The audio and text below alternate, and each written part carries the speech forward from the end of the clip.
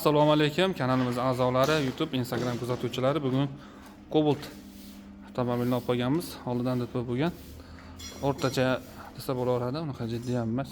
Xudo xolasa buni chachishda boshlaymiz. Bizga ko'ringan asosiy kapot, krilo, stoka, eshik ozgina. Rektopkachilar uchun tom. Buni o'zimiz so'kan tortganimiz ekan, tomni rektopka qilib berishadi, xudo xolasa. Biz planshani olib turibdi, inshaalloh. Ish jarayonida yana bir qator ko'rib boramiz. Yettinchi boshladik bo'lmasa.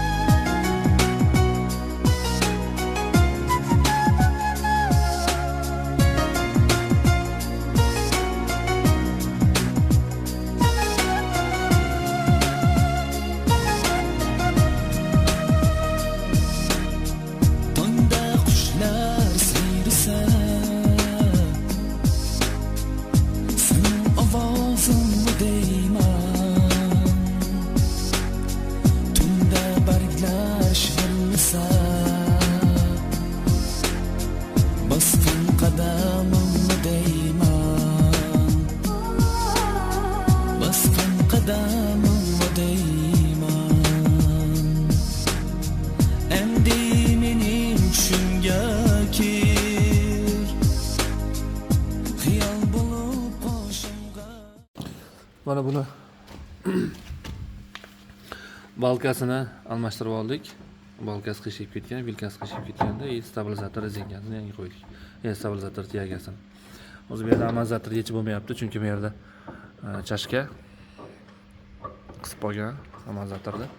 Endi hozir eplab balonni qo'yib, ichkariga olib kirib olsak, apparatimizga qo'yib olsak, xudo xolasa tortib tekkizib turib, qolgan narsalarni qo'yamiz. Do'ychas. Xudo xolasa tugab qoldi. Chiroqlarga o'rnatib oldik pastlar. Bu bo'lsa, keyin apparatimizga olib chiqamiz inshaalloh. Bugun katta ustalarimiz Murodjon, Izzatullo, Azbek mana granatasini yuvib tozalamoqda. Biz ishimizga kirmaydi hado qism, lekin baribir qaytish yo'q.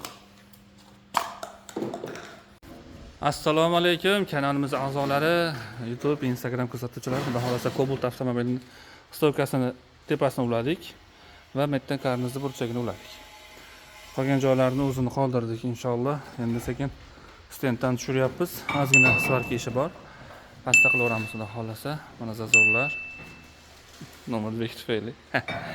Zazovlar zakonli chiqdi xudo xolasa.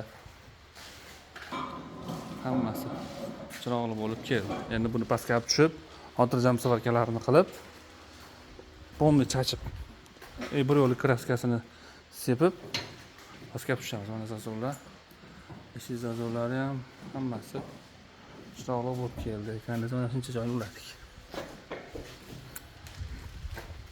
Zazovlari ham mana hammasi joy-joyda. Ishlarni qozonni qo'ydik. Shu. Endi bu yog'ini kraska tomonga o'tkazamiz endi.